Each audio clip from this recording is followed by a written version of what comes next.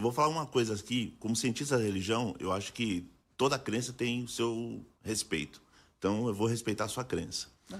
Mas como teólogo cristão, eu vou me posicionar dizendo aqui que, primeiro, a sua primeira fala agora, foi um monte de falácia, um monte de texto solto.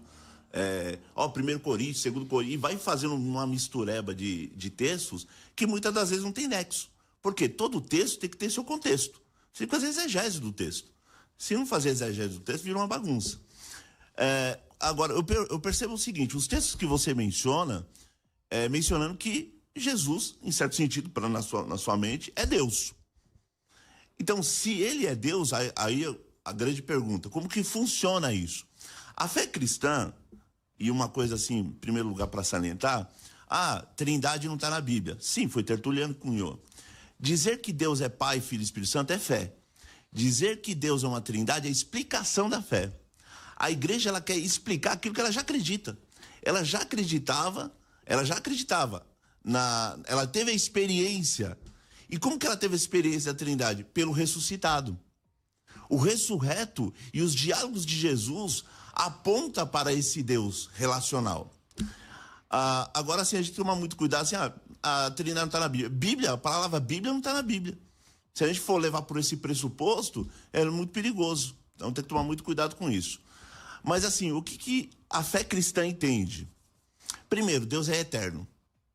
Se você concordar comigo que Deus é eterno, ou seja, ele, como dizia Boécio, ele tem a posse infindável de uma vida sem fim. Agostinho dizia que Deus vive no eterno hoje.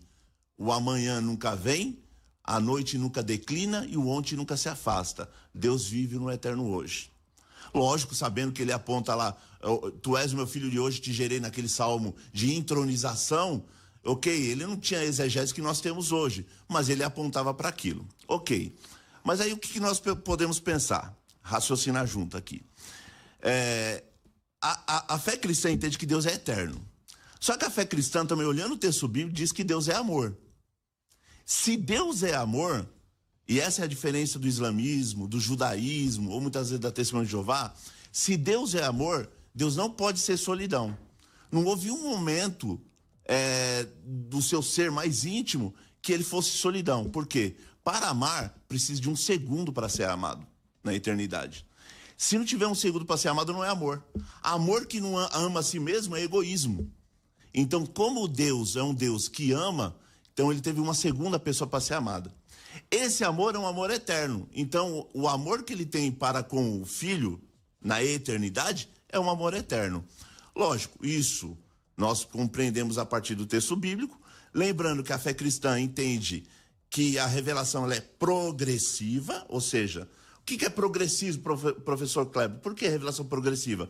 Ela se dá na história, mas ela chega a um pleroma, plenitude dos tempos, onde Deus invade a nossa história. O teólogo Bruno Forte chama assim que Jesus é a história de Deus e o Deus da história. Porque ele não só faz uma missão para a história, ele faz uma intromissão. O que é intromissão? Missão dentro. Entrou na nossa história. E a partir do momento que ele entrou nessa história, ele fez da nossa história a sua história. Vivemos hoje a igreja cristã, a igreja ortodoxa cristã, ela vive dentro da história de Deus, vivendo esse drama de salvação. Então, sim, só para concluir agora, para depois eu deixar você mensurar, importante aqui, quando ele se revela, o próprio lá, o Evangelho de João vai dizer o seguinte: no princípio ele era o Verbo estava com Deus e o Verbo era Deus. Esse estava com Deus traz a ideia de que estava do lado de Deus. Só que esse que estava do lado de Deus também é Deus. Só que aí eu percebi que no unicismo, você fala que na encarnação, né? Na encarnação, o Verbo se encarna num receptáculo, né? Você fala até em várias palestras suas, é um receptáculo. E isso é uma ideia platônica, não é bíblica, de um corpo recebendo alguém e fica lá preso dentro daquele corpo. Mas pode ficar à vontade na sua tréplica.